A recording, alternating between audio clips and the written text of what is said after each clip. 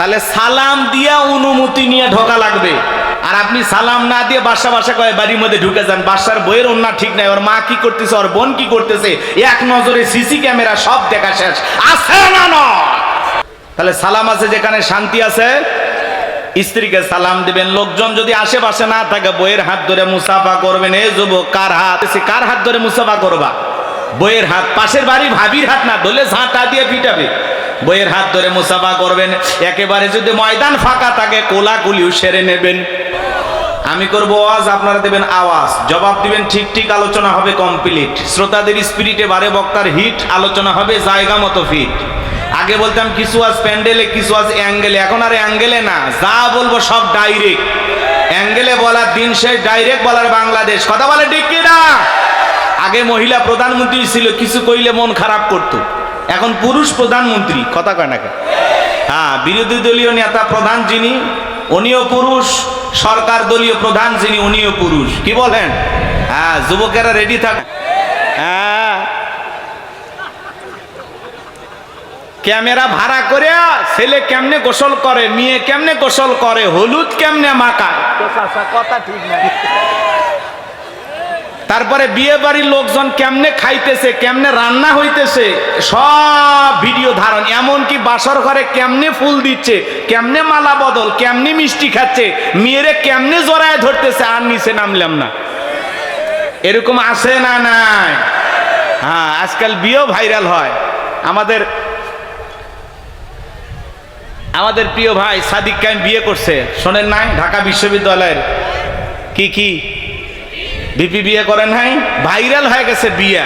অনেকে আবার খেপছে, বিয়ে করবে করুক। হ্যাঁ, মেয়ের আবার আন্দোলন করতেছে। এইভাবে আমাদেরকে এতিম বানায়া সাদিক কায়েম বিয়ে করলো। কথা বোঝেন নাই? এই বিয়ে একটা ভাইরাল বিয়ে, দেশ বিদেশের অনেক মানুষ এই বিবাহেতে অংশগ্রহণ করছে। কথা বোঝেন নাই? তো সাদিক কায়েম বিয়ে করছে, অনেকে বলতেছে মানি না, মানবো না। এইভাবে আমাদেরকে ফাঁকি দিয়ে সাদিক কায়েম বিয়ে করলো। বোঝেন নাই? গতকালকে বিয়ে করছে, আজকে অফিস শুরু করছে। তার যে কার্যালয়ে যে কাজ, সে কাজে অংশগ্রহণ করছে। চীনের লোকজনের সাথে মিটিং করছেন। গতকালকে বিয়ে হয়েছে, আর আজকে মিটিং করতেছে। তা যারা কাজের কাজী, আসল কাজ যারা করে, তারা বিবাহ করলেও তাদের কাজ থেমে থাকে না। কথা বলে ঠিক কিনা? এরা যে অলস না, এটা বোঝা যাচ্ছে। গতকালকে বিয়ে করছে, হাতের মেহেদির রঙই ওঠেনি, আর চীনের লোকজনের সাথে এসে মিটিং করতেছে। এ ভাই, কি হয়েছে? তোমাদেরও বিয়ে হবে। সাদিক কায়েম বিয়ে করছে, তোমাদেরও হবে, দোয়া করি। পোলাপান আবার বলতেছে, কি চাচা খেবেন না, বসেন, কথা হবে। রাগ করতেছেন নাকি আপনারা? হ্যাঁ, আমরা দোয়া করি আল্লাহ যেন এই নব দাম্পত্যের জীবনে স্বামী স্ত্রীর ভিতরে আদম হাওয়ার মতো ভালোবাসা আল্লাহ দান করেন। একটু জোরে বলেন না আমিন। যে দোয়া করি যুবকেরা যারা অবিবাহিত আছে, আল্লাহ যাতে তাদের বিবাহের ব্যবস্থা করে দেন। জোরে বলেন আমিন। একটু অপেক্ষা করেন বাজান, সামনের দিকে যায়। যুবক যারা আছো, মন খারাপ করো না, তোমাদের জন্য আলোচনা হবে। যুবকদের জন্য কিছু স্পেশাল আলোচনা মাথার মেমোরি দিয়ে সেভ করা আছে, সময় মতো ডাউনলোড দিয়ে শোনায় দেব ইনশাআল্লাহ। মা বোন আছে না নাই? মা বোনদের জন্য আলোচনা করা লাগবে, না হলে মা বোনেরা মন খারাপ করবে। সাতক্ষীরার মা বোনের একটু অপেক্ষা করেন, আমি সামনের দিকে যাই। যে কথা বলতে চাচ্ছিলাম, তাহলে বাড়িতে যাই স্ত্রীকে সালাম দিবেন, পারবেন তো ইনশাআল্লাহ? আজকে দাম্পত্য জীবনে সুখ নাই, শান্তি নাই।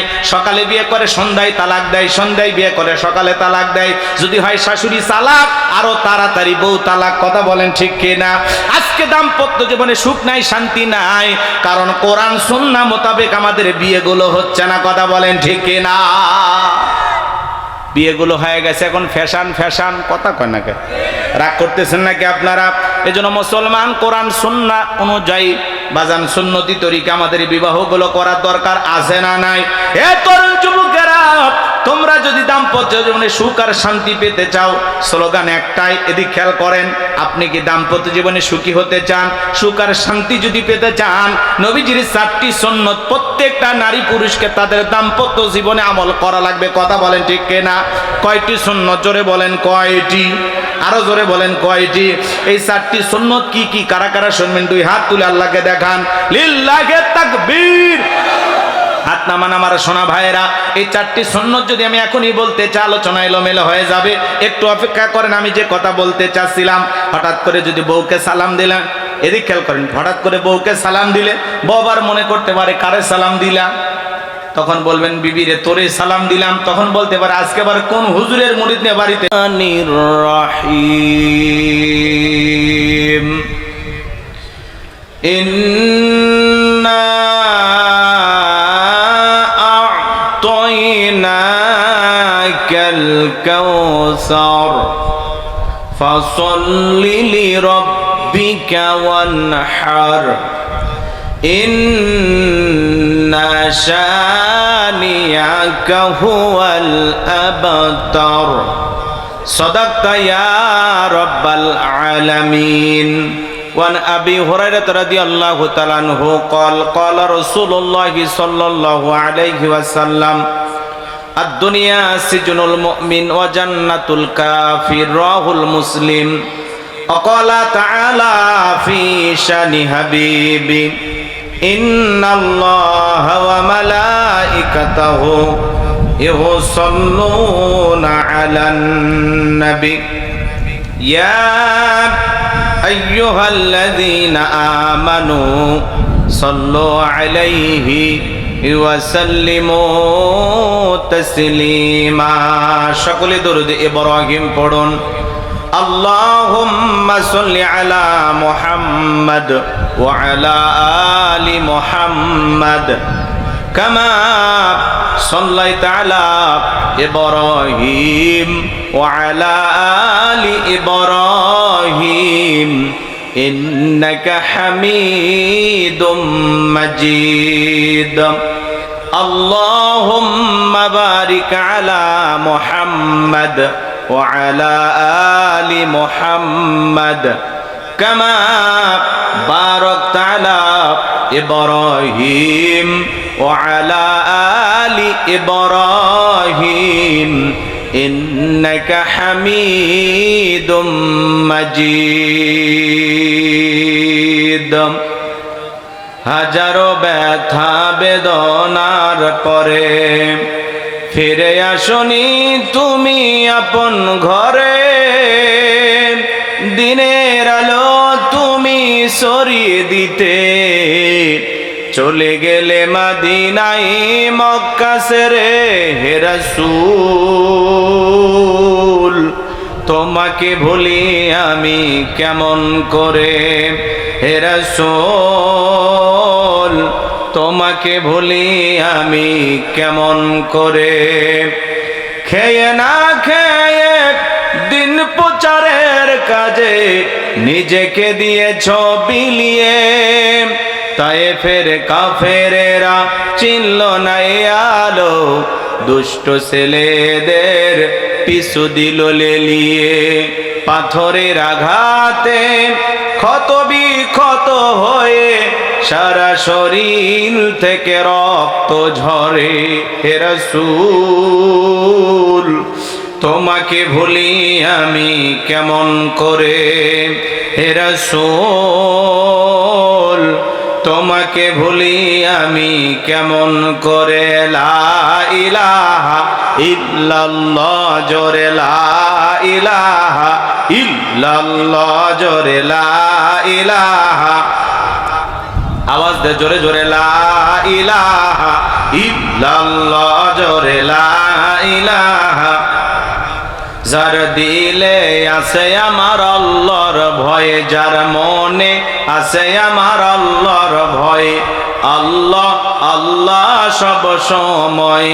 আহার নিদেরা ভালো লাগে না এই দুনিয়া, ভালো লাগে না ভালো লাগে শুধু ইল্লাল্লাহ লা ইলাহা ইল্লাল্লাহ জোরে লা ইলাহা লা ইলাহা ইল্লাল্লাহু মুহাম্মাদুর রাসূলুল্লাহ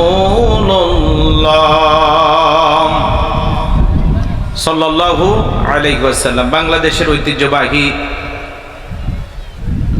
সাতক্ষীরা জেলার কালীগঞ্জ থানার অন্তর্গত দক্ষিণ সেহড়া দক্ষিণ মাঠে এলাকার যুব সমাজ কর্তৃক আয়োজিত আজকের এই বার্ষিক তাফসিরুল কোরআন মাহফিলের সম্মানিত সুযোগ্য অনারেবল প্রেসিডেন্ট হযরত মাওলানা আবুল কালাম আজাদ, আল্লাহ পাক তার গোলামকে হায়াতে তৈয়বা সিয়াতে কুলিয়া দান করুন, চিল্লা বলুন আমিন।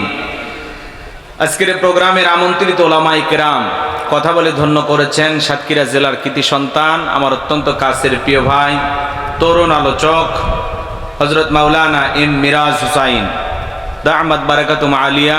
আল্লাহ পাক প্রিয় ভাইয়ের কণ্ঠ দ্বীনের জন্য, ইসলামের জন্য, কোরআনের খেদমতের জন্য কবুল করুন, চিল্লা বলুন আমিন। আজকের এই প্রোগ্রামের যিনি প্রধান মুফাসসির, আন্তর্জাতিক খ্যাতি সম্পন্ন নন্দিত মুফাসসিরে কোরআন, বিশিষ্ট মিডিয়া ব্যক্তিত্ব, বগুড়া জেলার কৃতি সন্তান, শ্রদ্ধাভাজন বড় ভাই হযরত মাওলানা কারি আব্দুল্লাহ আল-আমিন সাহেব দামাত বারাকাতুম আলিয়া।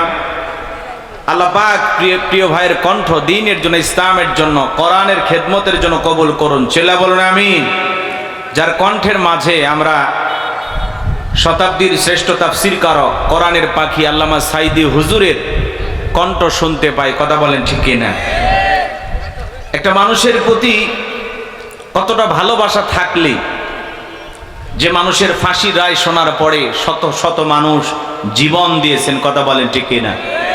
যারা জানা যায় শত শত বাধা পেরিয়ে এদেশের লক্ষ লক্ষ মানুষ পিরোজপুরের জমিনে উপস্থিত হয়েছিল, কথা বলেন ঠিক কিনা? এত বছর কোরআনের দাওয়াত দিয়েছেন, আজও তার নাম শুনলে, তার কণ্ঠের আওয়াজ শুনলে আমাদের কলিজাটা ঠান্ডা হয়ে যায়।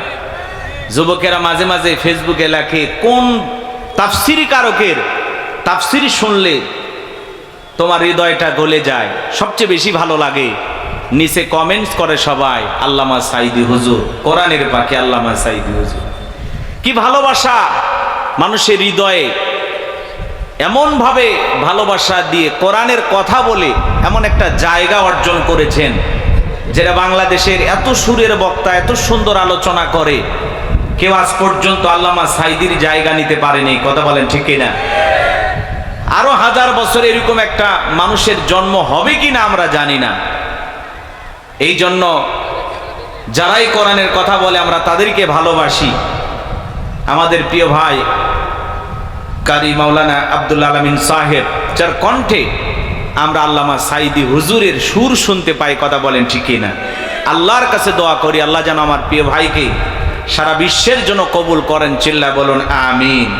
মঞ্চ উপস্থিত সম্মানিত ওলামায়ে কেরাম, সামনে বসা পিতৃ সমতুল্য মুরব্বী বাবাজিরা, কলিজার টুকরা প্রাণপ্রিয় যুবক ভাইয়েরা, ছোট্ট ছোট্ট সোনামানিকেরা, পর্দার আড়ালের সম্মানিত অবলা সরলা আবেদা সালেহা খাতিজা ফাতেমার উত্তরসূরি আমার মা ও বোনেরা, সবাইকে নিয়ে মহান রবের দরবারে সিজদাবনত চিত্তে কালিমাতু শুকুর আদায় করে পড়ছি আলহামদুলিল্লাহ। হয় নাই কৃপণতা অলসতা দূর করে মুসলমান হিসাবে সিংহের মতো বাঘের মতো গর্জন করে আল্লাহর দেয়া জবান দ্বারা দুইটা ঠোঁট নাড়ায়া চিৎকার মেরে বলুন আলহামদুলিল্লাহ। পড়ুন রব্বানা লাকাল হামদ হামদান কাসীরান তাইয়িবান মুবারাকান ফি। লক্ষ কোটি দরুদ সালাম মানবতার শ্রেষ্ঠ বন্ধু, বিশ্ব নবী, বিশ্ব নেতা, যে নবী আইয়্যেমে জাহিলিয়াতের যুগে আগমন করে অসভ্য মানুষদেরকে সভ্য বানিয়েছেন, অভদ্র মানুষদেরকে ভদ্র বানিয়েছেন। কোরআন নামের সংবিধান দিয়া, কোরআনের রাজ কায়েম করিয়া সোনালী যুগ উপহার দিয়ে মদিনার পাক ভূমিতে শায়িত আছেন। সেটা সুরের প্রতি কলিজা ভরা মহব্বত নিয়ে পড়ছি দরুদ ও সালাম। সকলেই পড়ুন সাল্লাল্লাহু আলাইহি ওয়াসাল্লাম। সম্মানিত ভাইয়েরা আমার, আজকের মাহফিলে আসতে পেরে, বসতে পেরে আপনারা খুশি না বেজার? এই যে আপনাদেরকে হাত দিয়ে আমি কয়েকবার ইশারা দিলাম, আমার ইশারা তো বুঝবেন না, বান্ধবীর ইশারা ঠিকই বোঝেন। হুজুরের মানুষের ইশারা তো কাজে লাগে না। ভাই একটু বসেন না, দাঁড়ায় আছেন কেন? দেখার কিছুই নাই, আপনারা পুরুষ মানুষ, আমিও পুরুষ মানুষ, আপনারও যা যা আমারও তাই তাই। একটু বসেন, দেখার কিছু নাই, শুনতে হবে, ওয়াজ শুনতে হয়। বসেন বসেন, এই যুবক বসো বাবা বসো। আর এরা ভালো, এরা ব্রাজিল আর্জেন্টিনা কিচ্ছু বোঝে না, এরা কোরআন বোঝে, কথা বলেন। বসেন, সবাই বসেন। দেখেন, আল দখল করলে কি জমির মালিক হইবা? আরে বাবা, ফাঁকা জায়গা দেখে বসে পড়ে, আল দখল করে লাভ নাই। সবাই একটু বসেন। আজকের মাহফিলে আসতে পেরে, বসতে পেরে আপনারা খুশি না বেজা? যেভাবে বিদ্যুৎ চমকাইতেছে, না জানি কখন বৃষ্টি চলে আসে, একটা ভয়, তাই না? আমরা আল্লাহর কাছে দোয়া করি, আল্লাহ যেন রাত 1টা পর্যন্ত আমাদেরকে কোরআন শোনার জন্য একটা পরিবেশ তৈরি করে দেন। একটু জোরে বলেন আমিন, আর একটু জোরে বলেন আমিন। আল্লাহর দয়া ছাড়া আমরা চলতে পারবো না। এই জন্য আমরা আল্লাহর কাছে দয়া চাই, আল্লাহ এতগুলো মানুষের মধ্যে একজন যদি তোমার পছন্দের বান্দা থাকে, সেই প্রিয় বান্দার ওসিলায় আজকের মাহফিল 1টা পর্যন্ত আমরা যেটুকু জমিনে বৈশা আছি এর মধ্যে যেন বৃষ্টি না হয়, এরপরে তোমার যা ফয়সালা তুমি কইরো। আল্লাহর কাছে আমরা এতটুকু চাইলাম, আল্লাহ 1টা পর্যন্ত কোরআন শোনার জন্য যুবকেরা অনেক কষ্ট করে আয়োজন করেছেন, আল্লাহ যেন আমাদেরকে সেই পরিবেশ তৈরি করে দেন। চিল্লা এখন আমিন, আর একটু জোরে বলেন আমিন। এই ডেকোরেটর ভাই, একটা রশি হোক, হালকা কিছু দিয়ে হোক, একটু বাঁধো তো, এই যে বারবার চলে যায় বাতাসে। বাবা এই কই পোলাপান, একটা তার দিয়ে হোক, যে কোনো দিয়ে হোক, এই জায়গায় একটু বেঁধে রাখো, এই যে বাতাস হইলে এদিকে চলে যাইতেছে। আজকের মাহফিলে আসতে পেরে বসতে পেরে আপনারা খুশি না বেজার? কারা কারা খুশি হয়েছেন 2 হাত তুলে দেখান তো দেখি। একটা তাকবীর দেন, লিল্লাহে তাকবীর। আরো জোরে আওয়াজ দেন, লিল্লাহে তাকবীর। আল কোরআনের আলো, আল হাদিসের আলো, দুনিয়ার মুসলিম, সারা বিশ্বের মুসলিম, আমার নেতা তোমার নেতা, লিল্লাহে তাকবীর। আল কোরআনের আলো, আল হাদিসের আলো, দুর্নীতির আলো। হাত নামান। অনেকে ঝোঁকে তালে বলেই ফেলেছেন দুর্নীতির আলো ঘরে ঘরে জ্বালো। বাংলাদেশে দুর্নীতি দমন কমিশন আছে না নাই? এরপরে দুর্নীতি কমেছে নাকি ডিজিটাল কাজে বেড়েই চলেছে? দিন যত করাচ্ছিল দুর্নীতির পাল্লা তত ভারী হচ্ছিল, কথা বলেন ঠিক কিনা? আমরা চাই আমাদের প্রিয় মাতৃ বাংলাদেশ দুর্নীতি মুক্ত আল্লাহ কবুল করুন, চিল্লা বলুন আমিন। আমরা চাই আমাদের বাংলাদেশ মাদক মুক্ত আল্লাহ কবুল করুন, চিল্লা বলুন আমিন। সম্মানিত ভাইরা আমার, ভূমিকা লম্বা কথা নয়, সরাসরি আল্লাহর কোরআন থেকে আলোচনা শুরু করতে চাই। ছোট্ট একটি সূরা আপনাদের সামনে আমি তেলাওয়াত করেছি, সূরাটির নাম কাউসার। জোরে বলেন কি নাম? মোট আয়াত আছে 3টি, রুকু আছে 1টি। বিশ্বনবীর মক্কার জিন্দেগিতে আল্লাহ রাব্বুল আলামিন এই সূরাটি নাজিল করেছেন। কোরআনুল কারীমের 108 নম্বর সূরা। সকলের মুখস্থ আছে না? বলেন মুখস্থ আছে না নাই? অনেকে ভাবতেছেন হুজুর এই সূরা থেকে ওয়াজ করবেন, আগে যদি জানতাম কষ্ট করে আপনারা মাহফিলে আসতাম না। আচ্ছা আপনারাই বলুন তো বাজান, পরিচিত পথে পথ চলা সহজ না কঠিন? ভাই একটু আওয়াজ দেওয়া লাগবে। আমি করব ওয়াজ, আপনারা দেবেন আওয়াজ, জবাব দিবেন ঠিক ঠিক, আলোচনা হবে কমপ্লিট। শ্রোতাদের স্পিরিটে বারে বক্তার হিট, আলোচনা হবে জায়গা মতো ফিট। আগে বলতাম কিছু আজ প্যান্ডেলে, কিছু আজ অ্যাঙ্গেলে, এখন আর অ্যাঙ্গেলে না, যা বলবো সব ডাইরেক্ট। অ্যাঙ্গেলে বলার দিন শেষ, ডাইরেক্ট বলার বাংলাদেশ, কথা বলে ঠিক কি না? আগে মহিলা প্রধানমন্ত্রী ছিল, কিছু কইলে মন খারাপ করতো, এখন পুরুষ প্রধানমন্ত্রী, কথা কয় না? হ্যাঁ, বিরোধী দলীয় নেতা প্রধান যিনি উনিও পুরুষ, সরকার দলীয় প্রধান যিনি উনিও পুরুষ। কি বলেন? হ্যাঁ, যুবকেরা রেডি থাকো, মোটরসাইকেলের ওপরে কর শুরু হয়ে যাচ্ছে। হ্যাঁ, অবস্থা খুব একটা ভালো না, দেশের অবস্থা কঠিন, আমরা কঠিন একটা সময় পার করতেছি। আল্লাহ যেন যুব সমাজকে সঠিক বুঝ দান করেন। একটু জোরে বলেন আমিন। অটো রিক্সায় কর নেবে, মোটরসাইকেলের উপরে কর নেবে, কথাকে বোঝেন নাই? অবস্থা খারাপ। বিভিন্ন জায়গায় মানুষ আতঙ্কিত হয়ে গেছে। এক মুরব্বী চাচা বলতেছে, বাবা এত কাঠ দিতেছে, আমার একটা গালির কাঠ দাও, গালির কাঠ। আমার কাজই হলো মানুষকে গালি দেওয়া, এরকম একটা কাঠ দাও। কথাকে বুঝতে পারতেছেন? সরকারে এত কাঠ দিতেছে, আমার একটা গালির কাঠ দাও, আমার যারই ইচ্ছা তার জন্য আচ্ছা তারে গালি দিতে পারি, কে যেন আমার না ধরে। এক মুরব্বী চাচা, দেখছেন না?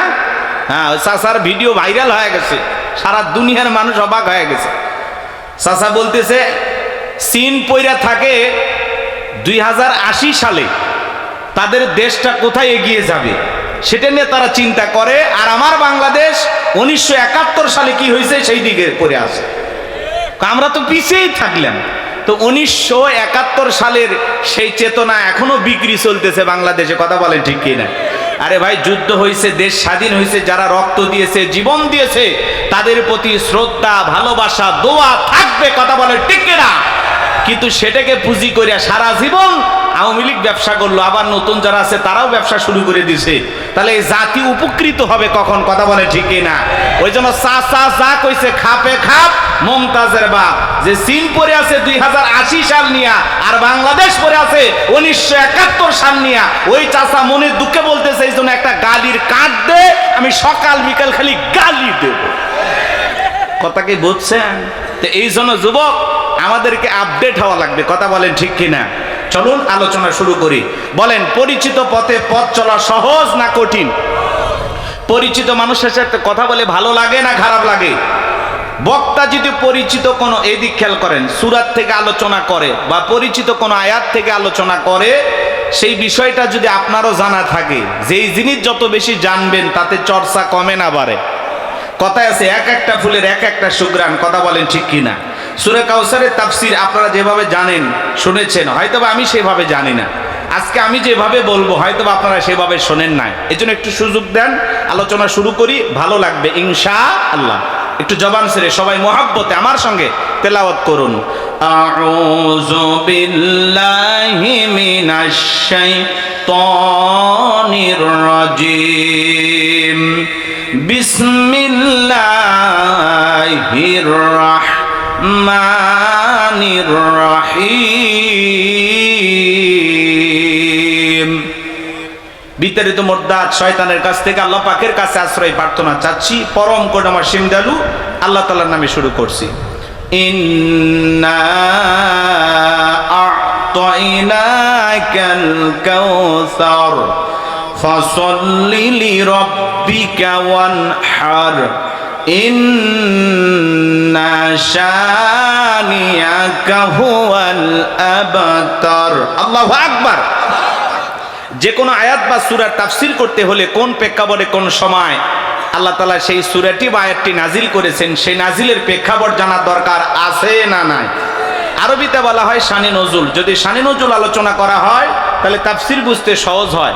তাহলে এই সূরাটি কোন প্রেক্ষাপটে কোন সময় আল্লাহ তাআলা নাজিল করেছেন, সেই নাজিলের প্রেক্ষাপটে একটু জানার দরকার আছে না নাই? আমি কি একটু বলবো? একটু আওয়াজ দেন, তাকবীর দেন, লিল্লাহি তাকবীর। সম্মানিত ভাইয়েরা আমার, বেশি দেরি করা যাবে না, সময় বড় কম, কারণ আমার পরে মেহমান আছেন।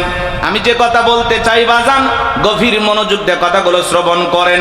নবীজির উপরে কোন সময় কোন প্রেক্ষাপটে আল্লাহ রাব্বুল আলামিন এই সূরাটি নাজিল করেছেন, নাজিলের প্রেক্ষাপটটা কেমন ছিল শোনেন গভীর মনোযোগ দিয়া।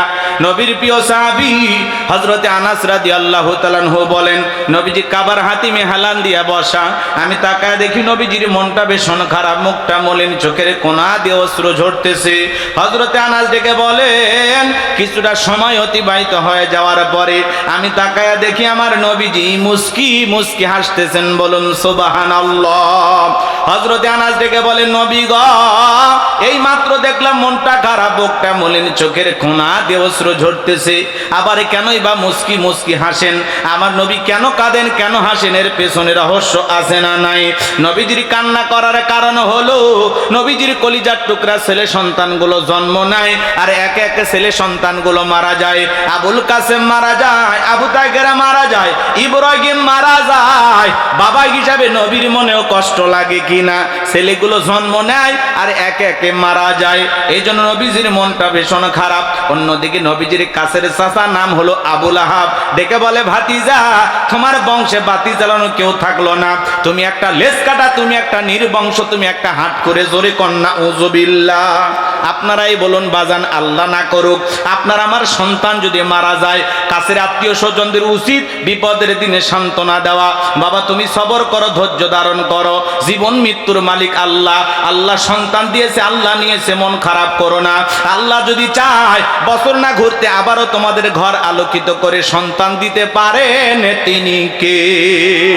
তাহলে কাছের মানুষদের উচিত বিপদের দিনে সান্ত্বনা দেওয়া।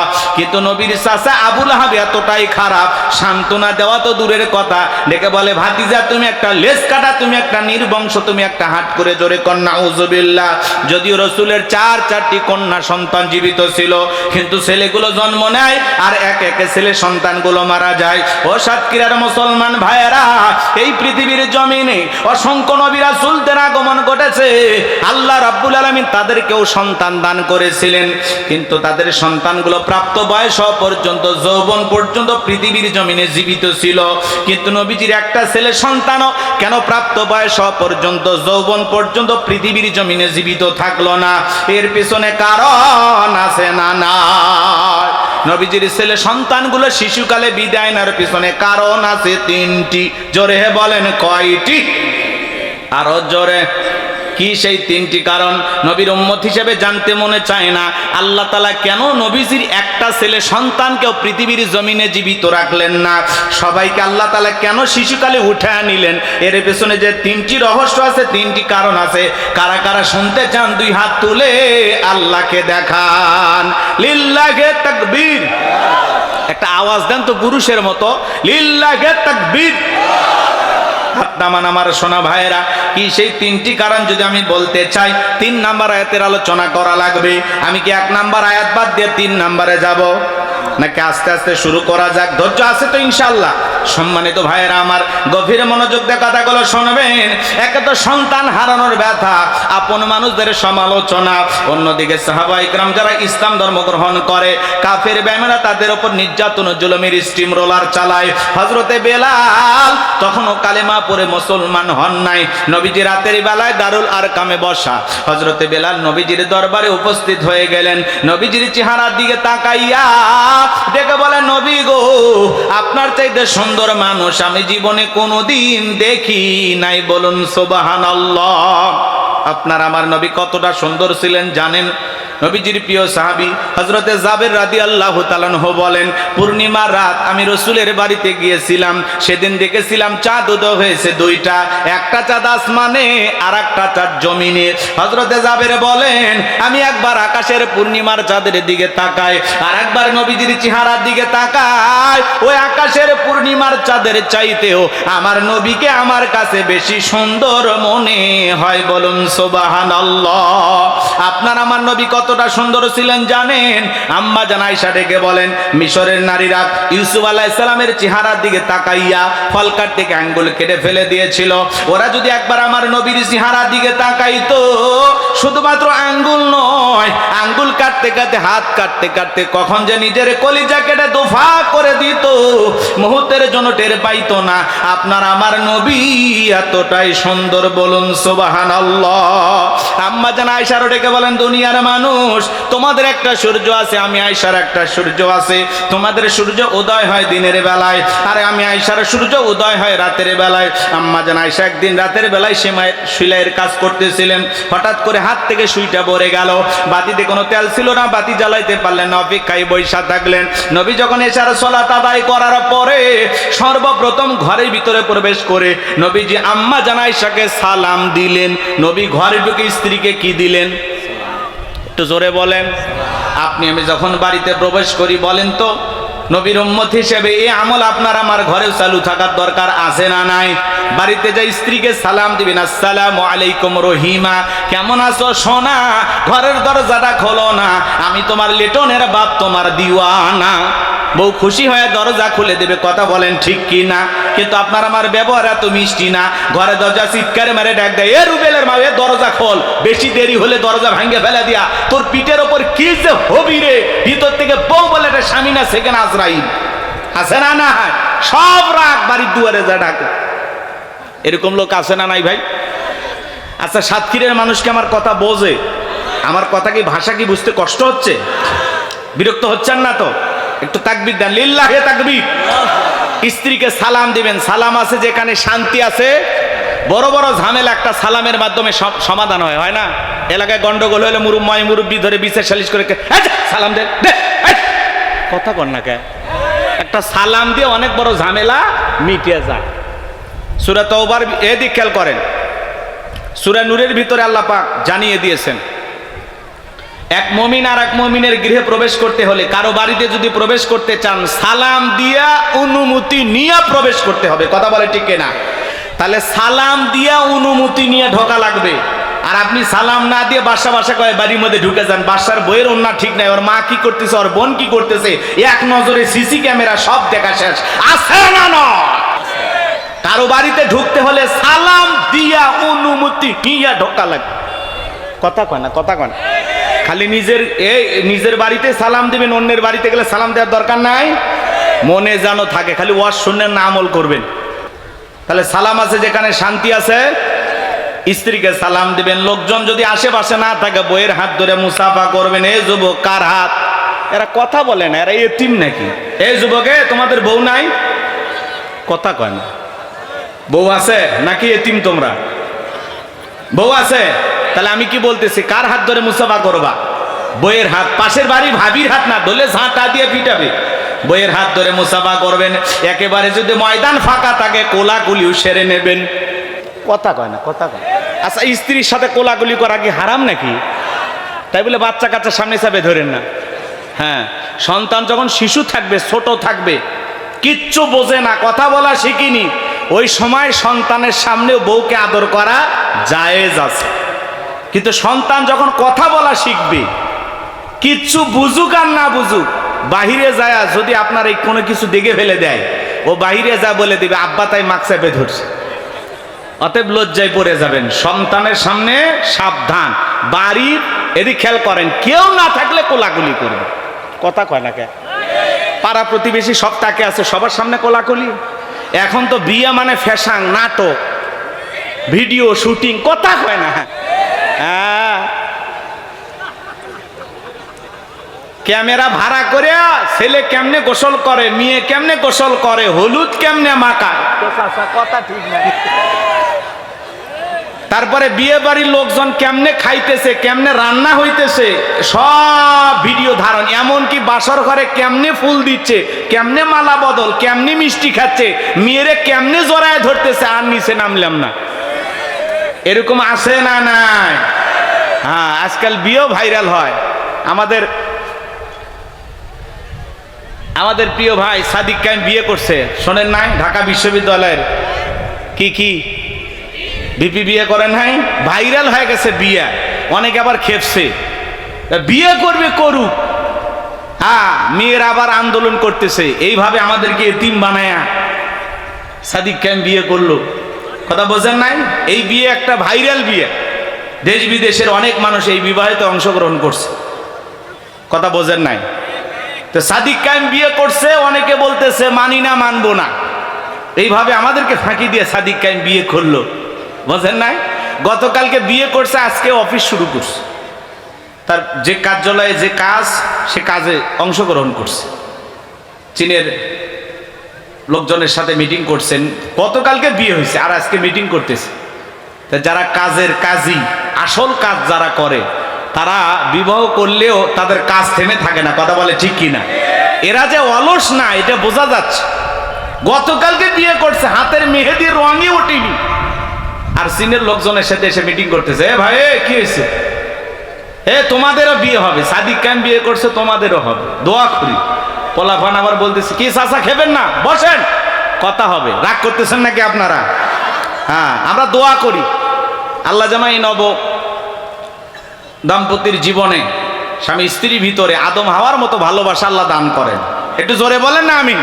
যে দোয়া করি যুবকেরা যারা অবিবাহিত আছে, আল্লাহ যাতে তাদের বিবাহের ব্যবস্থা করে দেন। জোরে বলেন আমিন। একটু অপেক্ষা করেন বাজান, সামনের দিকে যায়। যুবক যারা আছো, মন খারাপ করো না, তোমাদের জন্য আলোচনা হবে। যুবকদের জন্য কিছু স্পেশাল আলোচনা মাথার মেমোরি দিয়ে সেভ করা আছে, সময় মতো ডাউনলোড দিয়ে শোনায় দেব ইনশাআল্লাহ। মা বোন আছে না নাই? মা বোনদের জন্য আলোচনা করা লাগবে, না হলে মা বোনেরা মন খারাপ করবে। সাতক্ষীরার মা বোনের একটু অপেক্ষা করেন, আমি সামনের দিকে যাই। যে কথা বলতে চাচ্ছিলাম, তাহলে বাড়িতে যাই, স্ত্রীকে সালাম দিবেন। পারবেন তো ইনশাআল্লাহ?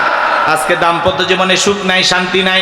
সকালে বিয়ে করে সন্ধ্যায় তালাক দেয়, সন্ধ্যায় বিয়ে করে সকালে তালাক দেয়। যদি হয় শাশুড়ি তালাক, আরো তাড়াতাড়ি বউ তালাক। কথা বলেন ঠিক কিনা? আজকে দাম্পত্য জীবনে সুখ নাই, শান্তি নাই, কারণ কোরআন সুন্নাহ মোতাবেক আমাদের বিয়েগুলো হচ্ছে না। কথা বলেন ঠিক কিনা? বিয়েগুলো হয়ে গেছে এখন ফ্যাশন ফ্যাশন। কথা কয় না কে? রাগ করতেছেন নাকি আপনারা? এজন্য মুসলমান কোরআন সুন্নাহ অনুযায়ী বাজান সুন্নতি তরিকা আমাদের বিবাহগুলো করার দরকার আছে না নাই? এ তরুণ যুবকেরা, তোমরা যদি দাম্পত্য জীবনে সুখ আর শান্তি পেতে চাও, স্লোগান একটাই, এদিক খেয়াল করেন।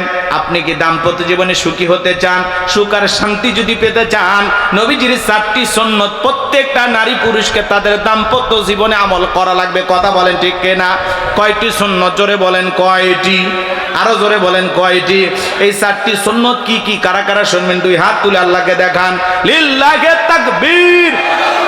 হাত নামান আমার সোনা ভাইয়েরা। এই 4টি সুন্নত যদি আমি এখনই বলতে চাই, আলোচনা এলোমেলো হয়ে যাবে। একটু অপেক্ষা করেন, আমি যে কথা বলতে চাচ্ছিলাম।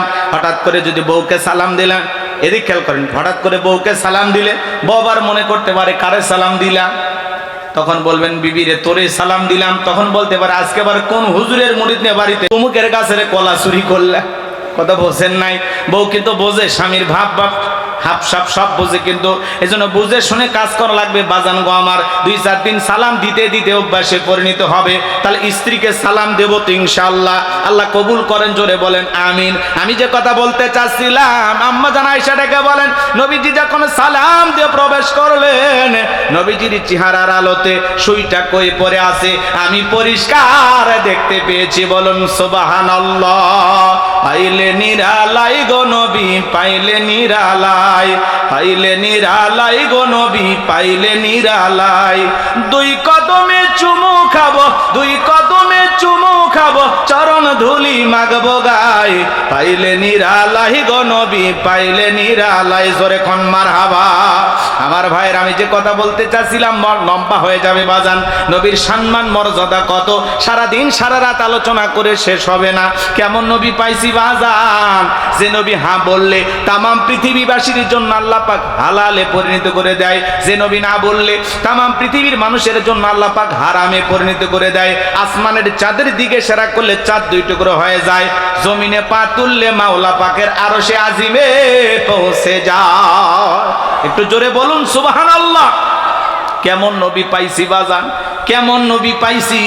আহারে, নবী যখন রাস্তাতে হেঁটে যেতেন, আসমানের মেঘ এসে নবীকে ছায়া প্রদান করতেন। নবী যখন ঘেমে যেতেন, আম্মা জানেরা নবীজির দেগের ঘামগুলো শিশির ভিতরে জমা রাখতেন। বিশেষ দিনে নবীজির দেগের ঘামগুলো সুগন্ধি হিসাবে ব্যবহার করা হতো। বলুন সুবহানাল্লাহ। নবীজি ওযু করলে ওযুর পানি দিয়ে সুগন্ধি বের হয়ে যায়। সুবহানাল্লাহ বলেন। নবীজি থুতু নিক্ষেপ করলে সেখান থেকেও সুগন্ধি বের হয়ে যায়। যেই খাবার 2-3 জন মানুষ খাবে, ওই খাবারে নবীজির হাতটা লেগে গেলে শত শত মানুষ খাবার খেয়েও যেমন খাবার তেমনি থাকতো। যে ছাগলের স্তনে দুধ নাই, নবী হাত লাগায় দিলে দুধে পরিপূর্ণ হয়ে যায়। যেই নবীর চেহারার দিকে তাকাইলে পেটের ক্ষুধা নিবারণ হয়ে যাইতো। বলুন সুবহানাল্লাহ। নবীর সম্মান মর্যাদা নিয়ে কয়টা কথা বলবো বাজান। আজকে নবীর সম্মান মর্যাদা নিয়ে আলোচনা করলে আমরা বুঝি না। এক জায়গায় ওয়াজ করলাম, ভাই বলেন তো আমাদের নবীর নাম কি? বলে আব্দুল কাদের জিলানী। পীর সাহেবের নাম মুখস্থ আছে, কপাল পরা নবীর নামটাও বলতে পারে না। এমন হতভাগা মুসলমান আছে না? না। হে বাজান, হযরতে বেলাল ডেকে বলে, নবী আপনি কালেমার দাওয়াত দেন, দয়া করে আমারে কালেমা পড়ে মুসলমান বানায় দেন। নবীজি হযরত বেলালকে পড়া দিলেন, লা ইলাহা ইল্লাল্লাহু মুহাম্মাদুর রাসূলুল্লাহ সাল্লাল্লাহু আলাইহি ওয়াসাল্লাম। হযরতে বেলাল কালেমা পড়ে মুসলমান হয়ে গেল। আমার ভাইয়েরা, নবী ডেকে বলে, বেলাল ইসলামের অবস্থা এখন ভালো না, কালেমা পড়েছো আপাতত প্রকাশ করা যাবে না। আপনারা বলেন তো বাজান, ইসলামের অবস্থা কি সব সময় ভালো থাকে? আজও তামাম পৃথিবীর দিকে তাকায় দেখেন, তামাম পৃথিবীর জালেম আর বেঈমানরা ঐক্যবদ্ধ হয়েছে পৃথিবীর জমিন থেকে ইসলাম আর মুসলমানকে মুছে ফেলে দেবে। কথা বলে ঠিক কি না? নেতানিয়াহু মুসলমানের রক্ত নিয়ে খেলা করে। আজও চীনের উইগুরে মুসলমানদেরকে হত্যা করা হয়। আজও ভারতের জমিনে গরুর গোশত খাওয়ার অপরাধে মুসলমানকে পিটানো হয়। বিজেপি সরকার পশ্চিমবঙ্গে মুখ্যমন্ত্রী হয়ে গেল যে শুভেন্দু, মমতা দিদিকে হারাইয়া দেখেন আজকে পশ্চিমবঙ্গে মুসলমানদের জন্য প্রকাশ্যে গরু জবাই তারা নিষিদ্ধ করে দিয়েছে। কথা বলেন। আল্লাহ রাব্বুল আলামিন যেটাকে হালাল করে দিয়েছেন, আজ পৃথিবীর কিছু মানুষ ক্ষমতার চেয়ারে বৈশা আল্লাহর হালাল খাবারটাকে ওরা হারাম বলে ঘোষণা করতেছে। প্রকাশ্যে মুসলমানদেরকে গরু জবাই করতে দেবে না। কথা বলেন না কেন? আজকে মুসলমানদের সাথে যে জুলুম আর নির্যাতন চলতেছে, অনেকে বলতেছে এগুলো ফ্যাক্ট ভিডিও, ভুলভাল তথ্য ছড়ানো হচ্ছে। সত্য মিথ্যা জানে কে? তবে অনেক মানুষ ভারত থেকে আমাদের কাছে ফোন দিয়ে বলে, হুজুর আগে ভালো ছিলাম, এখন খুব একটা ভালো নাই, অবস্থা খুবই খারাপ। ভারতের কিছু সাংবাদিক ভাইয়েরা যারা গরু লালন পালন করে, হিন্দু দাদাদেরকে জিজ্ঞাসা করতেছে যে গরু যদি জবাই না হয়, ক্রয় বিক্রয় না হয়, তাহলে অবস্থা কি? তাহলে মোদি আমাদের চাকরি দেখ, খাইতে দেখ, আমরা গরু লালন পালন করব না। কথা বোঝেন নাই? বিক্রি না হইলে এই গরু লালন পালন করে কোনো লাভ হবে? যেই গরুকে মা বলে ডাকে, মায়ের দুধ খায়, কথা কয়, গরু দুধ খায় না, খালি মুসলমানেরা গোস্ত খাইলে অপরাধ। আবার ওই গরুর চামড়া দিয়ে জুতো বানাইয়া পায়ে ব্যবহার করতেছে, তখন আর মায়ের অপমান হচ্ছে, এটা আর মনে থাকে না। কি মানুষ, জাতে মাতাল তালে ঠিক, কথা কর না কে? মুসলমান গরু জবাই করে খাইবে, অপরাধ। এই জন্য শুভেন্দুকে, ওই যে শুভেন্দু যাই হয়েছে না, নাম কি, ওর নাম বলা কঠিন, কথা কি বুঝছেন? ওরে দেখে বলতেছি যে শিখতে হলে থালাপতি বিজয়ের দিকে শেখো। এই বিজয় একটা তামিলুল, কি ওই জায়গার নাম কি, হ্যাঁ এই তামিলনাড়ু, এই জায়গার মুখ্যমন্ত্রী হইয়া দেখেন, একজন সিনেমার নায়ক, সে মুখ্যমন্ত্রী হইয়া 717টা মদের দোকান বন্ধ করে দিছে। মারহাবা বলবেন না? আচ্ছা, নিশাদ্রব্য বন্ধ করা জায়েজ না হারাম? জায়েজ। এটা ভালো কাজ, এটা ভালো উদ্যোগ, যে নিশার ভয়াল থাবা থেকে যুব সমাজ, তরুণ তরুণীদেরকে সে রক্ষা করেছে। সিনেমার নায়ক হয়ে এখন বাস্তবে আসল নায়ক হয়ে গেছে, মানুষের ভালোবাসা পাইতেছে। ক্ষমতায় বৈশাই বলেছে নারীদের নিরাপত্তা নিশ্চিত করতে হবে, এবং মসজিদের আশেপাশে, মন্দিরের আশেপাশে, শিক্ষা প্রতিষ্ঠানের আশেপাশে 717টি মদের বার আছে, এই মদের দোকানগুলো বন্ধ ঘোষণা করা হয়েছে। জোরে কোন মারহাবা। বাংলাদেশের মুসলমান শাসক ক্ষমতায় আজ পর্যন্ত এরকম শুনছেন যে অমুক জায়গায় মদের দোকান অমুক নেতা বন্ধ করছে? হ্যাঁ, চালু করবি, কথা কয় না কে? রাগ করতেছেন আপনারা? তাহলে বিজয় সাহেবকে ধন্যবাদ জানাই, নায়ক হইয়া আসল নায়কের ভূমিকা পালন করতেছে, মানুষের ভালোবাসা, আস্থা, বিশ্বাস অর্জন করেছে। এই সেই বিজয় নায়ক যে সর্বপ্রথম ভারতের বুকে দাঁড়িয়ে মোদিকে ফ্যাসিস্ট বলেছিল, স্বৈরাচার বলেছিল, কথা বলে ঠিক না? মোদির বিরুদ্ধে বক্তব্য দিয়েছিল সেই নেতা। সবাই বলতেছে আগামীর প্রধানমন্ত্রী হতে পারে নায়ক, কথা কয় না কেন? হ্যাঁ, এই জন্য অনেকভাবে তাকে থামানোর চেষ্টা করেছে, থামাইতে পারে নাই। একজন মুসলিম নারী, তাদের মুসলিম লীগ দলের 3 জন এমপি এই বিজয়কে সমর্থন দিয়া 120 জন পার হয়ে গেছে। পরিশেষে সে মুখ্যমন্ত্রী হয়, শপথও নিছে নায়কের স্টাইলে, কথা কন ঠিক কিনা? তা আমরা দোয়া করি, সে হতে পারে অমুসলিম, হতে পারে খ্রিস্টান, হতে পারে হিন্দু, কিন্তু আমরা তার জন্য দোয়া করি, কারণ তিনি বলেছেন আমি যতদিন ক্ষমতায় থাকবো কোন মুসলমানের ওপরে একদিনের জন্য কাউকে নির্যাতন করতে দেব না। এদেশের সকল মানুষ নিরাপদে তার অধিকার নিয়ে বসবাস করবে, সেটা যেই ধর্মেরই হোক, বাপের বেটা, কথা কন। আরে শুভেন্দু দাদা করছে এটা হিন্দু রাষ্ট্র, এখানে হিন্দুদের রাজত্ব চলবে। সালাও তোমরা গরু খাইলাম না 2 বছর পরে টের ভাইবা, কথা কন ঠিক কিনা? আমার ভাইয়েরা, এই দাদাদের হুঁশ জ্ঞান পরে ফিরবে। বাজান সামনের দিকে যায়, যে কথা বলতে চাচ্ছিলাম, বন্ধুগণ আমার গভীর মনোযোগ দিয়ে কথাগুলো শোনেন। এই জন্য তাম পৃথিবীর জালিম আর বেঈমানরা ঐক্যবদ্ধ হয়েছে পৃথিবীর জমিন থেকে ইসলাম আর মুসলমানকে মুছে ফেলে দেবে, কিন্তু ওরা তো জানে না ইসলামের সুইচ আছে কার হাতে। আর একটু জোরে কোন। আমার আল্লাহ বলেন ইউরিদুনা লিতুফিউ নূরাল্লাহি বিআফওয়াহিহিম আল্লাহু মুতিম্মু নূরিহি ওয়ালাউ কারিহাল কাফিরুন। আর একটু জোরে বলুন আল্লাহু আকবার। সূরা সফ আয়াত নাম্বার 8 আল্লাহ রাব্বুল আলামিন জানিয়ে দিলেন কাফেররা চায় মুখের ফুৎকারে দিনের আলোকে ইসলামের আলোকে কোরআনের আলোকে নিভায় দিতে। আমার আল্লাহ ডেকে বলেন আল্লাহু মুতিম্মু নূরিহি, এই জমিনে দিনের আলোকে কোরআনের আলোকে ইসলামের আলোকে আমি আল্লাহ রাব্বুল আলামিন প্রতিষ্ঠিত করে ছাড়ব। যদিও কাফের বেঈমানদের অন্তরে যত ধরনের জ্বালা যন্ত্রণা হোক না কেন, ইসলাম ছিল, ইসলাম আছে, ইসলাম থাকবে।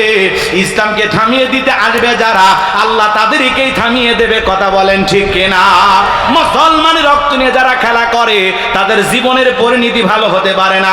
বাংলার জমিনেও যারা শাপলা চত্বরে আলেমদেরকে হত্যা করেছিল, এদেশের সোনার মানুষদেরকে ফাঁসির দড়িতে ধরিয়েছিল, যারা আলেম ওলামাদেরকে মিথ্যা মামলা দিয়ে জেলখানায় বন্দী করেছিল, এদেশের হাজার হাজার মানুষকে মামলা দিয়ে জেলখানায় ফাঁসিয়েছিল, যারা জুলাই হাজার হাজার মায়ের বুক খালি করেছিল ক্ষমতার চেয়ারে টিকে থাকার জন্য, মুসলমানের রক্ত নিয়ে খেলা করার কারণে রান্না করা ভাত খাওয়া ভাগ্যে জোটে নাই, হেলিকপ্টারে করে দাদার বাড়িতে পালিয়ে গেছে। কথা বলেন ঠিক না?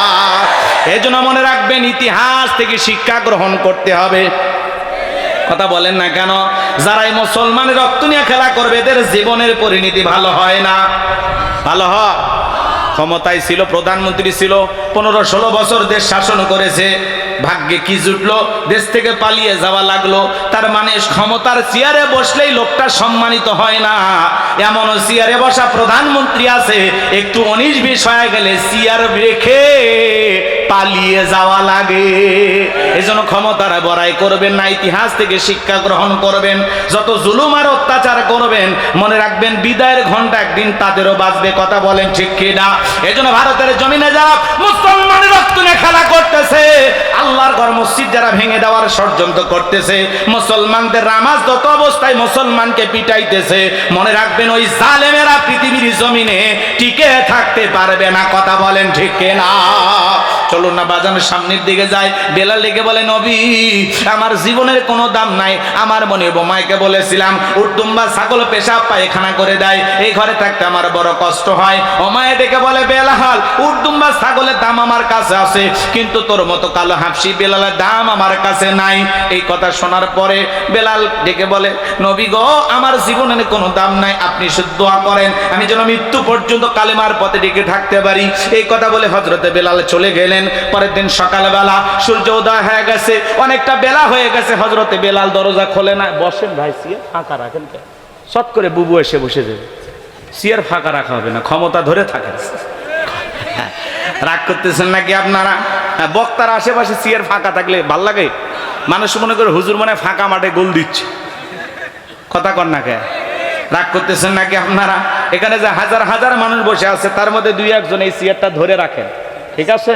হ্যাঁ, ক্ষমতা দেওয়া হলো আপনার। জি, রাগ করতেছেন? চলেন না সামনের দিকে যাই বাজান। পরের দিন সকালবেলা সূর্য উদয় হয়ে গেছে, অনেকটা বেলা হয়ে গেছে। হযরতে বেলাল দরজা খোলে না। অন্য চাকর বাকর যারা আছে নালিশ নিয়ে চলে গেছে ওমায়ের কাছে। যা বলে নেতা এখন পর্যন্ত বেলাল দরজা খোলে নাই, তাই নাকি? বলে হ্যাঁ ঠিক আছে চলো যাই। ডাক দেয় দরজায়, বেলাল দরজা খোল। হযরতে বেলাল দরজা খোলে না। এ বাজান এইবার জোরে করে ধাক্কা মারছে, যখন দরজা খুইলে গেছে তখন এইবার ওমায় তাকায়া দেখে যেই রাত্রিতে বেলাল কালেমা পড়ে মুসলমান হয়েছে, ওই রাত্রিতে একটা উটদুম্বা ছাগলের কাছে কোনো পেশাব পায়খানা নাই। জোরে কোন মারহাবা। এইবার ওমায় ডেকে বলে চাকরের দল বেলালের বিরুদ্ধে মিথ্যা অভিযোগ দাও। তোমরা যখন ঘুমাচ্ছিলে বেলাল তখন ময়লা আবর্জনা পরিষ্কার করেছে, তাকায়া দেখো না একটা উটদুম্বা ছাগলের কাছে কোনো পেশাব পায়খানা নাই, যাও নিজেদের কাজ করো। এই কথা বলে ওদেরকে তাড়িয়ে দিয়ে 1 পা 2 পা করে বেলালের কাছে চলে গেলেন। হযরতে বেলাল দেয়ালে পিঠটা লাগাইয়া জিহ্বা নাড়ায় জিকির করতেছে কার? এইবার হযরত বেলালকে হালকা করে ধাক্কা মারছে, যখন জবান দিয়ে কালেমার আওয়াজ বের হয়েছে তখন এইবার ওমায় ডেকে বলে বেলাল তোর জবান দিয়ে কি শুনলাম, তুমি কি মুসলমান হয়েছো? হযরতে বেলাল ডেকে বলে মুসলমান হয় যারা মিথ্যা কথা বলতে পারে না তারা। ওয়াকুলু কওলান সাদীদা। আরেকটু জোরে বলুন আল্লাহু আকবার।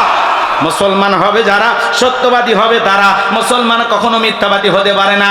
আমাদের সমাজে মিথ্যাবাদী আছে না নাই?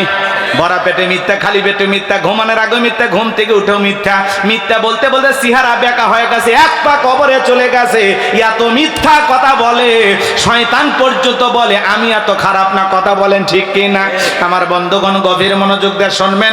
মুসলমান হিসেবে আপনাদের কাছে মনোরোধের ভাষায় বলে যায়, আল্লাহর রাস্তে মিথ্যা বলবেন না। মিথ্যা বললে এদিক জবানের বরকত নষ্ট হয়। মিথ্যা বলা কবিরা গুনাহ। কথা কন না কেন? একটা মিথ্যা বললে ওই মিথ্যাকে ঢাকার জন্য আরো 10টা মিথ্যা বানিয়ে বলতে হয়। এই জন্য মিথ্যা বলবেন না। মুসলমান হিসাবে সব সময় সত্য কথা বলবেন ইনশাআল্লাহ। সাতক্ষীরার মাটি সত্যি আল্লাহওয়ালাদের ঘাঁটি। কথা বলেন ঠিক কি না? এখানে নির্ভেজাল খাঁটি মুসলমান বসবাস করে। এটা মুনাফিকদের জমিন নয়, সাতক্ষীরার জমিন আল্লাহওয়ালাদের জমিন। কথা বলে সোনার ভাইয়েরা আমার, গভীর মনোযোগ দিয়ে কথাগুলো শুনে যান বাজান। আমি গোলাম রব্বানী যে কথা বলতে চাচ্ছিলাম, এইবার ওমায় ডেকে বলে, বেলাল তোর জবান থেকে শুনলাম তুমি কি মুসলমান হয়েছ?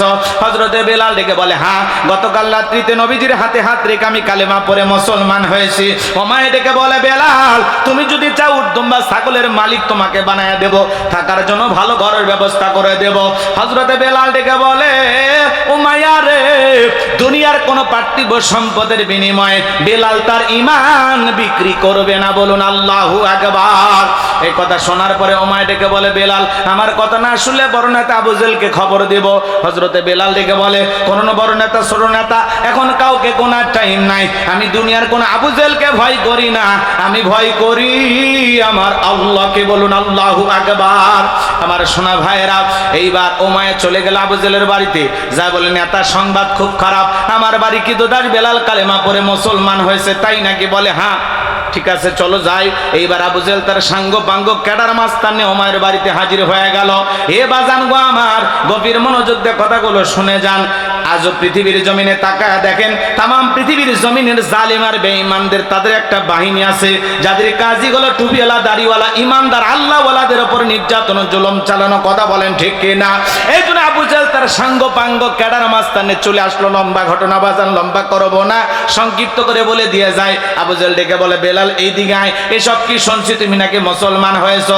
বেলাল তুমি যদি চাও উটদুম্বা ছাগলের মালিক তোমাকে বানায় দেব, থাকার জন্য ভালো ঘরের ব্যবস্থা করে দেব, ব্যবসা বাণিজ্য করার জন্য দিরহাম টাকা পয়সা যা লাগে দেব।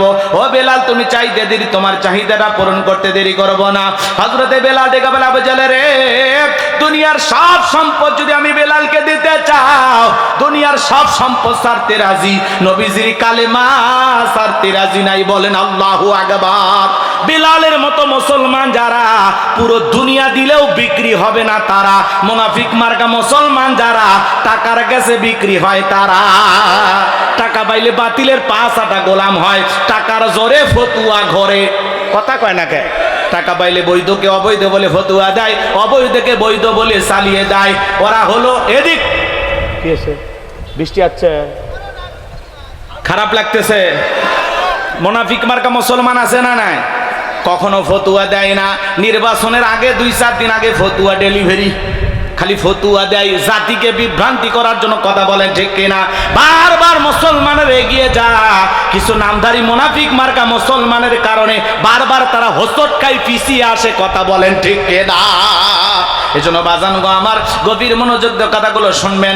বেলালের মতো মুসলমান হবে যারা, পুরো দুনিয়া দিলেও বিক্রি হবে না তারা। কথা বলেন ঠিক কিনা? মুনাফিক মার্কা মুসলমান যারা, বাতিলের টাকা পাইলে 5 আটা গোলাম হবে তারা। এই বাহার এই কথা শোনার পরে, হযরতে বেলালের কথা শোনার পরে আবু জেহেল ডেকে বলে, বেলাল এত বড় লোভনীয় প্রস্তাব দিলাম, রাজি হইলা না? সোজা আঙ্গুলে ঘিউ না উঠলে আঙ্গুল একটু বাঁকা করা লাগবে। এই কথা বলে যুবকদের লালিয়ে দিল, চাবুক দিয়ে পিটাও। হযরত বেলালকে চাবুক দিয়ে পিটানো শুরু হলো। ওরা চাবুক দিয়ে যত জোরে মারে, বেলাল তত জোরে কালেমা পড়ে। চাবুক দিয়ে পিটাইতে পিটাইতে কালো চামড়াগুলো ফেটে রক্ত ঝরা শুরু হয়ে গেল। আবু জেহেল ডেকে বলে, বেলাল চাবুক দিয়ে পিটাইতে পিটাইতে কালো চামড়াগুলো ফেটে রক্ত ঝরতেছে, তারপরে কি নবী মুহাম্মদ সাল্লাল্লাহু আলাইহি সাল্লামের কালেমা ছাড়বি না? হযরতে বেলাল ডেকে বলে, আবু জেহেল রে, মারতে মারতে যদি বেড়াও ফেলে দাও, জীবনটা দিতে রাজি, নবীজির কালেমা ছাড়তে রাজি নাই। বলেন আল্লাহু আকবার। এইবার আবু জেহেল ডেকে বলে, এ যুবকের দল, বেলালের পায়ে রশি লাগাও, উটের পায়ের সঙ্গে বাঁধো। তাই করা হলো। হযরতে বেলালের পায়ে রশি লাগাইয়া উটের পায়ের সঙ্গে বাইদা আরবের উত্তপ্ত গরম বালিতে শেষরে ঘোরা হলো। আরবের বালিগুলো এত গরম, চাল দিলে মুড়ি হয়ে যায়, এত উত্তপ্ত বাড়ি। বাবলা গাছের কাটাগুলো জিব্বার ভিতরে পেরেকের মতো মারা গেলো। নির্যাতন জুলুম কইরা বিকেল বেলা নিয়ে এসে বলে, বেলাল এত নির্যাতন জুলুম করা হলো, তারপরে কি নবী মুহাম্মদ সাল্লাল্লাহু আলাইহি সাল্লামের কালেমা ছাড়বি না? হযরতে বেলাল ডেকে বলে, আবু জেহেল রে, মারতে মারতে যদি মেরেও ফেলে দাও, বিলালের নিঃশ্বাস থাকবে যতদিন, বেলাল ইসলামের পথে টিকে থাকবে ততদিন। আল্লাহু আকবার। এইবার আবু জেহেল ডেকে বলে, এ যুবকের দল, বড় একটা পাথর নিয়ে এসে বেলালের বুকের উপরে চাপায়া দাও। বিশাল বড় একটা পাথর নিয়ে আইসা হযরতে বেলালের বুকের উপরে চাপায়া দেওয়া হলো। আবু জেহেল মনে করলো পাথরের চাপার আঘাতে বেলাল মারা যাবে। এই কথা ভেবে আবু জেহেল চলে গেল, হাত বাঁধা পা বাঁধা, বুকের উপরে বিশাল বড় পাথর, রক্তাক্ত জিহ্বাটা নাড়াইয়া বেলাল তবু জিকিরি করতেছে। এ বাজান, আপনাকে আমাকে জিকিরি করার জন্য কেউ মারে না, পেটে না, ধমক দেয় না, তবু আমরা কপাল পর আল্লাহর জিকিরি করি না। হাদিস শরীফের ভিতরে আসছে, যার জিহ্বাটা আল্লাহর জিকিরে তরু তাজা থাকে, আল্লাহর জিকিরে ভিজা থাকে, ওই জিহ্বাওয়ালা মানুষ কোনোদিন জাহান্নামের আগুনে জ্বলবে না। বলেন সুবহানাল্লাহ। ফাযকুরুনি আযকুরুকুম ওয়াশকুরুলি ওয়ালা তাকফুরুন। আল্লাহ দেখে বলেন, বান্দা তোমরা আমারে স্মরণ করো, আমি আল্লাহ তোমাদেরকে স্মরণ করব। কৃতজ্ঞতা প্রকাশ করো, অকৃতজ্ঞ হয়েও না। এজন্য বাজান, জিকির করার জন্য কিন্তু আলাদা সময় লাগে না। হাঁটতে হাঁটতে আল্লাহর জিকির করা যায়, মাঠে ময়দানে কাজ করতে করতে আল্লাহর জিকির করা যায়, অফিস আদালতে বসে আল্লাহর জিকির করা যায়, ব্যবসা প্রতিষ্ঠানে বসে আল্লাহর জিকির করা যায়। মা বোনদের আবার শুনতেছেন, মাসে কয়েকদিন আপনারা অসুস্থ থাকেন, যে সময় আপনাদের নামাজ পড়া নিষেধ আছে, কিন্তু ওই সময় আপনাদের জিকির করতে কোনো নিষেধ নাই। সব সময় আপনারা জিকিরের জবানের চালু রাখবেন, সব সময় জবানে জিকির চালু রাখবেন। সুবহানাল্লাহ, আলহামদুলিল্লাহ, আল্লাহু আকবার, লা ইলাহা ইল্লাল্লাহ, সুবহানাল্লাহি ওয়া বিহামদিহি, সুবহানাল্লাহিল আযীম, আল্লাহু আকবার। পারবেন তো সব সময় আল্লাহর জিকির করতে? এ বাজান, লম্বা করার কোনো সুযোগ নাই। যে কথা বলতে চাচ্ছিলাম, হৃদয়ের কান পেতে কথাগুলো শুনে যান। হযরতে বেলাল বুকের উপরে বিশাল বড় পাথর নিয়ে রক্তাক্ত জিহ্বাটা নাড়াইয়া আল্লাহর জিকিরি করতেছে, আর ডেকে বলে, আল্লাহ তুমি তো সেই আল্লাহ, ইব্রাহিমের জন্য যদি নমরুদের আগুনকে ফুলের বাগান বানায় দিতে পারো, আল্লাহ তুমি কি পারো না আমি বেলালের বুকের পাথরটাকে তুলার মতো নরম বানায় দিতে? আমার বুকের উপরে পাথর থাকার কারণে তোমার মতো মালিকের জিকির করতে বড় কষ্ট হয়। আল্লাহ তুমি কি পারো না আমি বেলালের বুকের পাথরটাকে তুলার মতো নরম বানায় দিতে? নবীর পাগল আল্লাহর পাগল বেলাল চোখের পানি ছেড়ে দিয়ে যখন আল্লাহর কাছে এই দোয়া করে, হযরতে বেলাল দোয়া করতে দেরি, আসমানের মালিক আল্লাহ দোয়া কবুল করতে দেরি করে নাই। বেলালের বুকের পাথরটাকে আমার আল্লাহ তুলার মতো নরম বানিয়ে দিয়েছে। জোরে কল সুবহানাল্লাহ। বেলাল নিঃশ্বাসের সাথে পাথর ওঠে, আর নামে বলুন আল্লাহু আকবার। আশিক রাসূল বেলাল, নবীর পাগল বেলাল। বলতে গেলে লম্বা সময় লাগবে বাজান, আমার পরে মেহমান আছে। এই ঘটনাটা আরো আধা ঘন্টা সামনের দিকে নিয়ে যেতে পারলে আপনারা মজা পাইতেন, কিন্তু ওদিকে যাওয়ার সুযোগ আমার হবে না। যে কথা বলতে চাচ্ছিলাম, এ বাজান গো আমার, নবীজির মনটা কেন খারাপ এইদিকে শোনেন। এভাবে বেলালের ওপর নির্যাতন ও জুলুম চলতেছে, সাহাবায়ে কিরামদের ওপর নির্যাতন ও জুলুম। আর এদিক খেয়াল করেন, সন্তানগুলো একে একে বিদায় নাই, এই জন্য নবীজির মনটা ভীষণ খারাপ। আর নবীর যখন মন খারাপ, নবীকে সান্ত্বনা দেওয়ার দায়িত্ব কার? আর একটু জোরে কন। আমার আল্লাহ ডেকে বলে, জিবরাইল আমার বন্ধুর মা নাই, বাবা নাই, আমি স্যার আমার বন্ধুর কেউ নাই রে জিবরাইল। আমার বন্ধুর মনটা হয়েছে ভারী, আমি আল্লাহ সইতে নাহি পারি। লাহু মাহফুজ থেকে সূরা কাউসার নিয়ে যায় আমার বন্ধুর ওপরে নাজিল কর তাড়াতাড়ি। বলুন আল্লাহু আকবার। আমার ভাইয়েরা, নবী তখন ডেকে বলেন, ও আনাস, আমার মনটা কেন খারাপ তোমরা জানো কি? তোমার মুস্কি হাসি দেওয়ার কারণ হলো এই মাত্র আসমান থেকে জিবরাইল এসে আমার উপরে সূরা কাউসার নাজিল করলো। নবী তখন মুস্কি মুস্কি হাসলেন আর সাহাবায়ে কিরামদের তেলাওয়াত করে শুনিয়ে দিলেন। জবান ছেড়ে সবাই আরেকবার পড়ুন, ইন্না আ'তাইনাকাল কাউসার ফাসাল্লি লিরাব্বিকা ওয়ানহার ইন্না শানিআকা হুয়াল আবতার। আল্লাহু আকবার। আবার আল্লাহ রাব্বুল আলামিন জানিয়ে দিলেন, ইন্না আ'তাইনাকাল কাউসার, অবশ্যই আমি আল্লাহ পাক আপনাকে হাউজে কাউসার দান করেছি। এই পৃথিবীর অন্য কোন নবী রাসূলকে আল্লাহ রাব্বুল আলামিন হাউজে কাউসার গিফট করেন নাই। আপনার আমার নবীকে আল্লাহ রাব্বুল আলামিন স্পেশাল ভাবে হাউজে কাউসার দান করেছেন। বলুন সুবহানাল্লাহ। আমার আল্লাহ জানিয়ে দিলেন, ইন্না আ'তাইনাকাল কাউসার, নিশ্চয়ই আমি আল্লাহ পাক আপনাকে হাউজে কাউসার দান করেছি। এই হাউজে কাউসারের পানি দুধের মতো সাদা, মধুর চাইতে মিষ্টি, পানির মতো ক্লিয়ার। ওই কঠিন কিয়ামতের ময়দানে যেদিন বিচার দিবস কায়েম হয়ে যাবে, বিচার দিবসের একদিন হবে 50,000 বছরের সমান। যেদিন সূর্য চাঁদ মাথার উপরে চলে আসবে, সূর্যের তাপে মানুষের মাথার মগজগুলো টকবক করে গলবে। যেদিন বেঈমানদের জিহ্বা নাভি পর্যন্ত ঝুলে আসবে, যেদিন পাহাড় পর্বত নদী নালা খাল বিল বিল্ডিং ইমারত কোনো কিছু থাকবে না। কুল্লু মান আলাইহা ফান, এই পৃথিবীর জমিনে সবকিছু আল্লাহ তাআলা ধ্বংস করে দিবেন। ওই কঠিন কিয়ামতের ময়দানে যেদিন এক ভাই আরেক ভাইকে দেখে দৌড় মারবে, ইয়াউমা ইয়াফিরুল মারউ মিন আখি ওয়া উম্মিহি ওয়া আবি ওয়া সাহিবাতিহি ওয়া বানি। আবার আল্লাহ বলেন, সেদিন ভাই ভাইকে দেখে পালিয়ে যাবে, মাতা পিতা সন্তানকে দেখে পালিয়ে যাবে, পরিচয় দেবে না। স্ত্রী স্বামীকে দেখে পালিয়ে যাবে। ওই কঠিন কিয়ামতের ময়দানে আল্লাহর আরশের ছায়া ছাড়া আর কোনো ছায়া থাকবে না। ওই ছায়ার ভিতরে আল্লাহ রাব্বুল আলামিন 7 শ্রেণীর মানুষকে ছায়া দান করবেন। এটা হলো কিয়ামতের ময়দানে আল্লাহ তৈরি করা ভিআইপি গ্যালারি। সেখান থেকে আল্লাহর বান্দারা কিয়ামতের ফাইনাল কাল উপভোগ করবে। ওই কঠিন কিয়ামতের ময়দানে, ওই ময়দানে মানুষ পানি পানি বলে চিৎকার মারবে, আর দলে দলে মানুষ বিশ্ব নবীর দিকে রওনা করবেন। নবীজি হাউজে কাউসারের পেয়ালা নিয়ে দাঁড়িয়ে থাকবেন। আল্লাহু আকবার বলেন, আর একটু জোরে বলেন। আমার ভাইয়েরা, কিছু মানুষের চোখের সামনে আল্লাহ রাব্বুল আলামিন পর্দার আবরণ তৈরি করে দিবেন। নবী তখন ডেকে বলবেন, আল্লাহ, সংখ্যায় আমি আমার অনেক উম্মতকে দেখতে পাইলাম, কেন জানি সংখ্যাটা কমে গেল, আমি বুঝতে পারলাম না। আমার আল্লাহ তখন ডেকে বলবে, বন্ধু, পাইকারে ধরে আপনি সবাইকে হাউজে কাউসারে পানি পান করাইতে পারবেন না। দুনিয়ার জীবনে 2টি অপরাধ করেছিল যারা, আজকে কিয়ামতের ময়দানে